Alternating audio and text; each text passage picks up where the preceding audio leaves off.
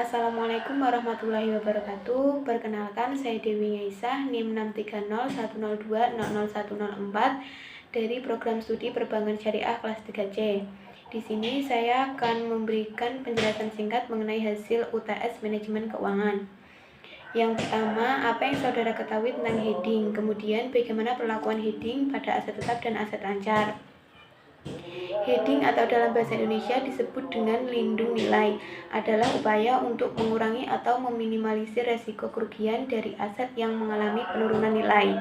Perlakuan heading pada aset tetap dan aset lancar adalah untuk memberikan hubungan yang lebih baik antara strategi manajemen risiko, alasan untuk lindung nilai, dan dampak lindung nilai terhadap laporan keuangan.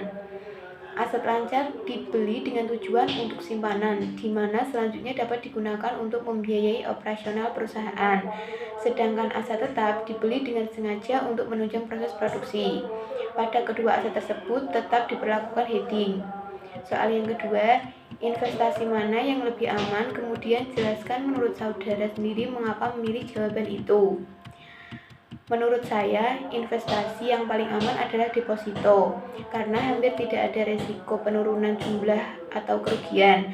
Skenario terburuk dari jenis instrumen ini adalah bunga yang terus mengecil. Suku bunga yang ditawarkan deposito berkisar antara 5% sampai 8% per tahun. Soal yang nomor 3, sebut dan jelaskan jenis biaya modal. Biaya modal yang pertama, biaya modal jangka pendek adalah biaya yang jangka waktu pengembaliannya kurang dari 1 tahun. Yang kedua, biaya modal jangka panjang adalah biaya atas kurun jangka panjang yang berupa obligasi. Yang ketiga, biaya modal saham preferan adalah biaya real yang harus dibayar apabila perusahaan menggunakan dana dengan menjual saham preferen. Yang keempat, biaya modal saham biasa adalah modal yang berasal dari dalam perusahaan yang diperoleh dari laba ditahan dan mengeluarkan saham baru. Yang kelima, biaya laba ditahan adalah biaya yang penggunaan sumber saham biasa. Soal yang keempat, di situasi pandemi COVID-19, banyak investasi terkena dampaknya, sehingga terjadi penurunan ke level rendah, maka akan berdampak ke perekonomian negara. Menurut saudara, bagaimana solusinya?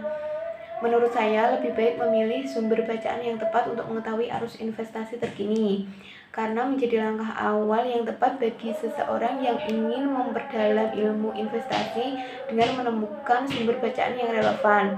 Dalam perspektif Islam, penting rasanya untuk mampu membedakan jenis investasi yang halal dan haram. Selain itu, kita juga harus mengetahui sumber-sumber yang bersifat up-to-date untuk memahami aktivitas investasi secara real.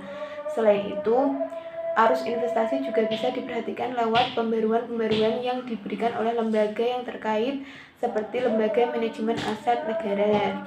Sekian dari saya. Apabila ada kesalahan dan kekurangan, saya mohon maaf. Wassalamualaikum warahmatullahi wabarakatuh.